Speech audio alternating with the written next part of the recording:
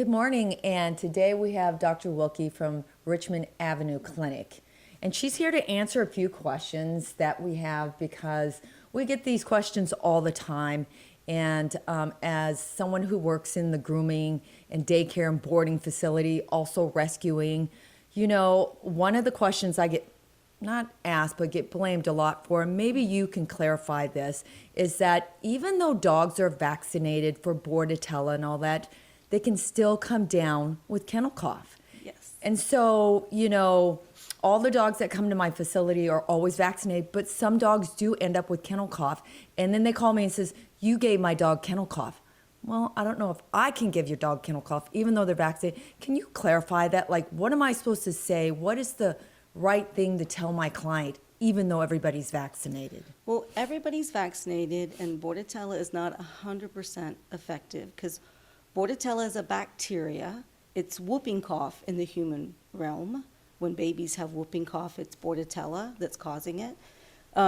Bacterial vaccines in general are not as effective as viral vaccines. We get much more immunity from viral vaccines than bacterial vaccines.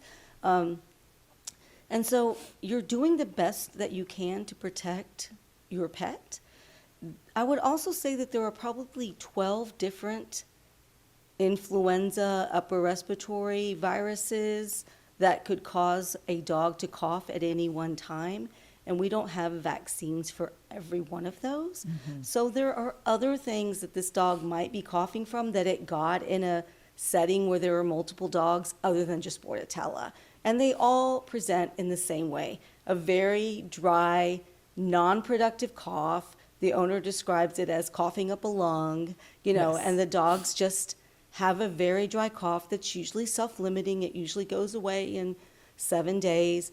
Some owners feel better if we put them on antibiotics, but again, these are not all bacterial infections. Sometimes they're viral, but you're not causing all the problem. This is just the nature of the beast, Well, and I'm glad that we were able to talk to the doctor about this because I think it's really important to the public that they understand this when they take their dogs to boarding or daycare or grooming facilities, that if the dogs are vaccinated for this vaccine doesn't mean that they still can't get it. Right. Here's another question I get all the time too, is like, why do I have to vaccinate my dog?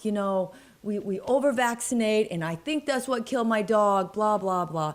Can you clarify what the importance of having dogs vaccinated means? I think that, with any disease process, just like with children, that when we do vaccines, it's really to sort of boost the immune system to fight these diseases that we know of. We are not over-vaccinating. I mean, that is a complete misunderstanding, and in the medical field, it's very frustrating. No, there can be vaccine reactions. Some dogs, some humans cannot have vaccines. They will have a reaction to a vaccine. But the idea is that if those few are not vaccinated, then the multiple people that are vaccinated protect those few individuals. For a long time, vaccines were blamed in dogs for autoimmune diseases. Mm-hmm. That has been disproven. There's a very good vaccine panel in the veterinary world where a group of infectious disease doctors will get together. It was headed by Dr. Ford, and they proved that a lot of these, this happened after my dog was vaccinated. It was just really a coincidence. And the medical evidence doesn't prove that that's really happening because of vaccinations. So vaccines in general are very good. Like, we have done a good job. Distemper virus, parvovirus. There are diseases that were devastating the canine community that we have done a great job in stopping those diseases. I hardly ever see a parvo case anymore. Yeah. And I'm lucky because I live in a community where most people vaccinate their dogs. Yeah. There are some vet hospitals that see a case every week, At the shelters. And shelters. Yes. It's just terrible. I think people just really don't understand the importance of vaccines and what a marvelous thing they've done in stopping disease. You know, I also get a lot of questions from clients in reference to, you know, we live in a state that is deplorable for animals. Yeah. We have so many strays. There are so many rescues doing so much work to try to save these animals. You know, and we also live in a state that heartworms are horrible. So just the cost alone that I pay per dog is $600-700 for heartworm treatment. When these are just, you know, something that can be taken. Prevented. Yes. Yeah. You know, and I think people don't understand when it comes to the cost of having a pet. And they're like, you know, a lot of people dump animals everywhere because they're like, it costs too much. Can you just break it down? Because I know there are low cost vets and stuff, and there's all these great programs out there that people don't have to dump.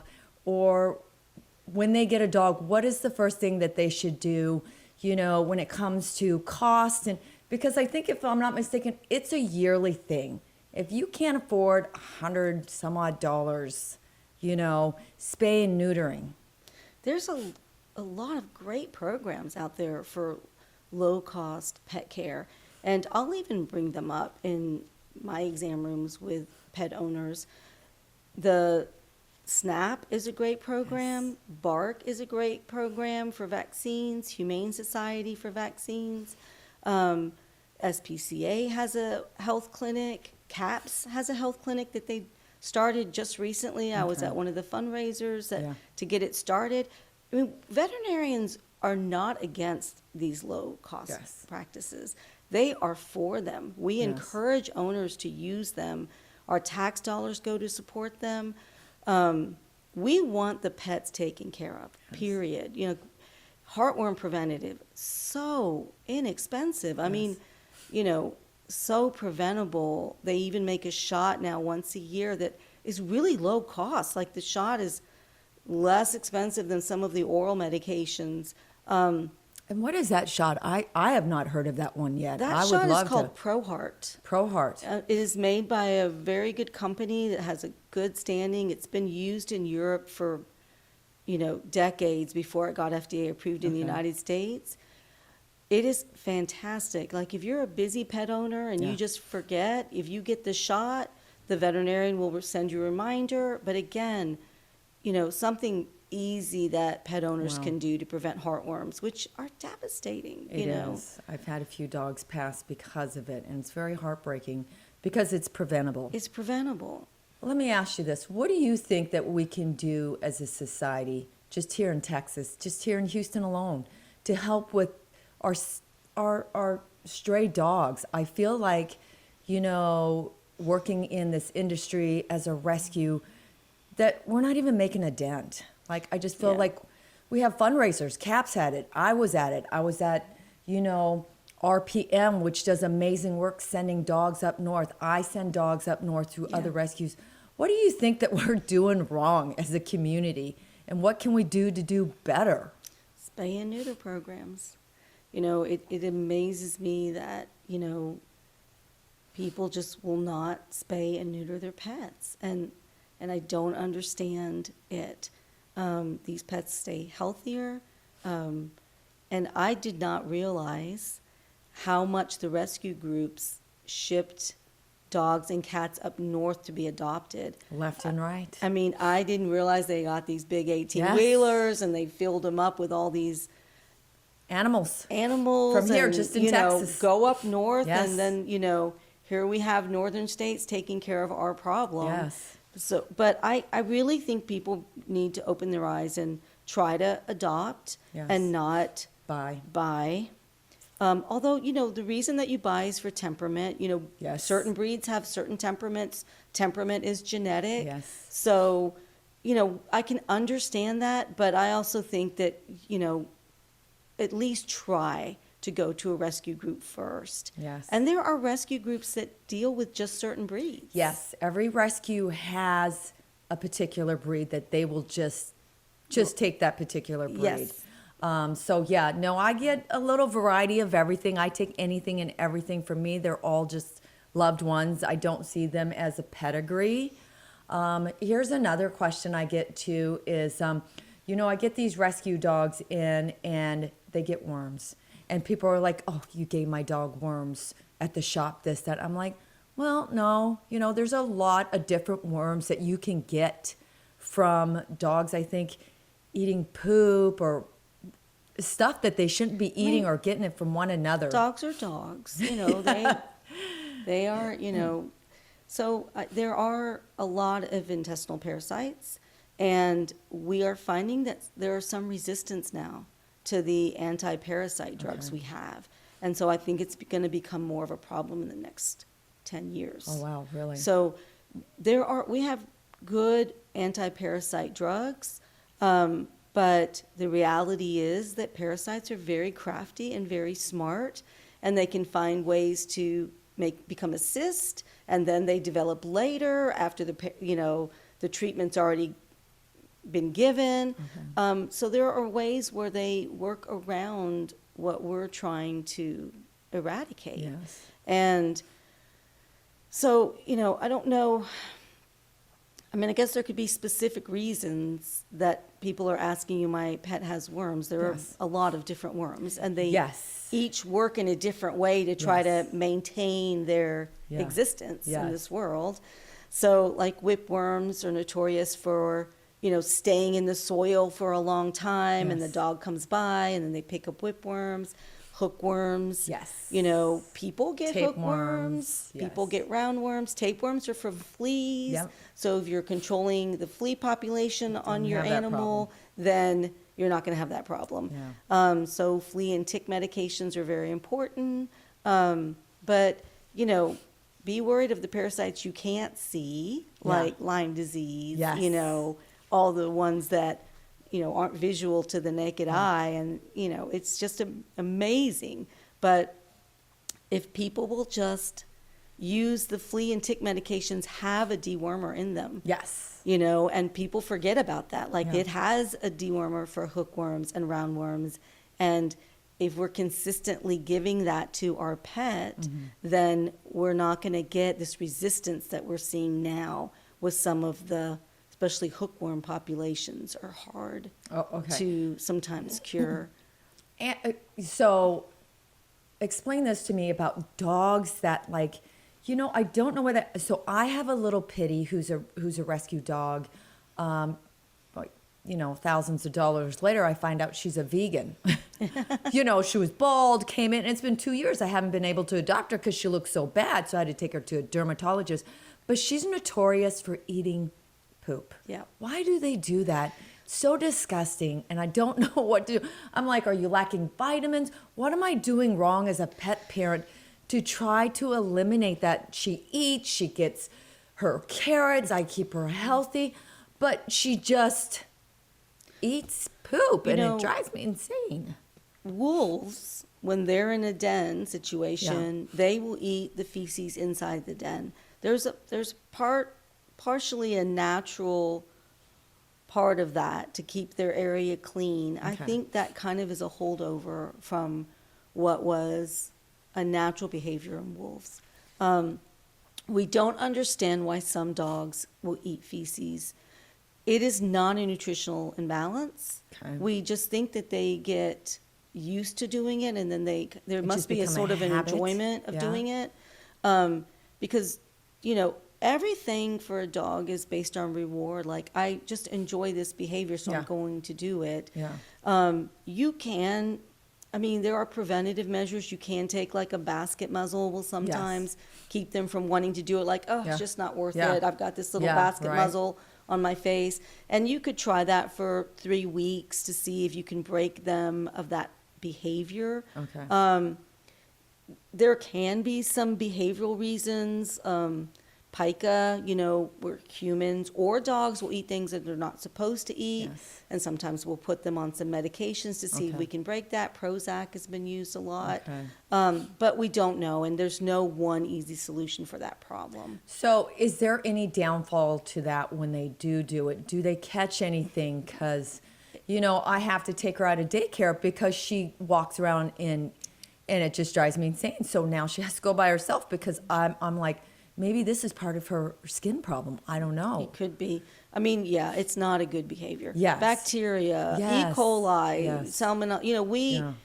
We evacuate things that, are in our gut, parasites, Yeah. hookworms, roundworms, but it is a hard problem, and there's not an easy solution. So it's not that you're doing anything wrong. Okay. It's just that your Just sweet dog has gotten into this behavior, And I hate it. and we all hate it, and all of our dogs have done it at one time, I'm sure, but yeah, it's something that we haven't quite figured out yet. For sure. Now, let me ask you about dental, because, here's my little old grandma, and I get my dog's teeth done once a year, but she's 17. I'm a little nervous about sedating her because she's so old. I would be devastated if I came back and they said, well, she didn't wake up. My heart would just be broken. So she's only got a couple little teeth left. And so what do you think I should do? Or people out there with dogs they're like, I'm a little nervous about sedating my animal at this age, but I want to keep her healthy because dental work and all that makes a huge difference in their health. I mean, there are good dental treats that are available that will help. You can brush your dog's teeth. Yes. I mean, yes. I usually say once a week makes a huge difference because we're all busy and none of us are going to brush our dog's teeth every day. No. So I say like every Sunday, just get in there. Yes. 1, 2, 3, 1, 2, 3, 1, 2, 3. There are, a gel that you can put. Yes. There's a liquid that you can put into the water, water, yeah. Aquadent, that's been shown to really decrease the bacteria in the mouth. The dental food diets are good. They're hard to eat. I usually tell owners to use those as treats. Okay. Because when they bite it, it's supposed to help shear the tartar off the teeth and kind of clean the teeth as they're masticating, biting the food. And so those things will help, but we all feel like you do, like even the veterinarians. Anesthesia is nothing to be blasé about. Yes. There are anesthetic deaths in humans. Yes. There are anesthetic deaths in dogs, young Yes. dogs, old dogs. Age does increase the risk slightly because the heart is just not a young true, heart yeah. anymore, but, letting periodontal disease go too far is bad too. Yeah. But I think that if people put in a little effort with some of the good dental treats, and there is a Veterinary Oral Health Council, VOHC, I've heard of that. and you can get on the website Yes. and they will have great ideas. They even take certain treats and they will put the stamp on them and say, this works. And those are the ones you should use. Because somebody told me the other day, like, what do you think of this treat? And I Googled it, and it was I Googled on Amazon. There's like thousands of dental treats. I have no idea Yes. if those work or not, but the Veterinary Oral Health Council, Will they've tell you. tested those. They've done the work for you. Okay. And stick with those that are recommended by that council. So what would you like to say to the community in reference to your field and what you do and what we can do as a community to help pets or any kind of information you would like to put out there as a veterinarian? I mean, I would just say that, one, be kind to your veterinarian. We are overworked right now since Yes. COVID has started. And Veterinary- can I put this in there? Veterinarians do not get paid like regular doctors, okay? It's very hard to get in a veterinarian school, okay? And they don't get paid like a plastic surgeon and stuff, okay? So they do it because they love the animals and not because of the multi-million-dollar home that they live in there, okay? So let's just be clear that when you go to your vet, make sure you understand that it took a lot of time, money, love, and effort to get here. I love that advocate for Yes, the veterinary absolutely, profession. absolutely. It is true. It is actually harder to get into vet school than medical school. Your grades have to be better. Yes. We are not doing it for the paycheck. Nope. I mean, we're not getting paid what a human medical doctor, and they deserve it as well, Yes. But I would just say that listen to your veterinarian. I think it is important that, we are trying to bring information to you that is valid. I constantly get, well, I'm going to go, like when we're talking about food, Yeah. I'm going to go talk to the guy at the counter at Natural Paws and Right. believe them instead. And I'm always like, okay, Because he has a degree. Okay. But I understand Yes. that, that they're trying to do the best for their pet. But I would just make sure that you're being realistic and who's giving the best information to you. I would say that pet owners are awesome. They take care of these little creatures that God has given us, and most of them love them with all their heart. Yes. And that is wonderful to see and be a part of. But I would also encourage people to get rescue pets, because there are so many out there. And I don't know, I just, just be kind. Be kind. Just Not be just to kind. animals, but be kind to one another. People, animals, your neighbor, Yes. somebody, just put it forward. Just so All about much paying it forward. animosity right Yeah. now. So, Yes. Well, I just want to thank you, the doctor from Richmond Avenue Clinic, to come and give us all this information. And I think, knowledge is power.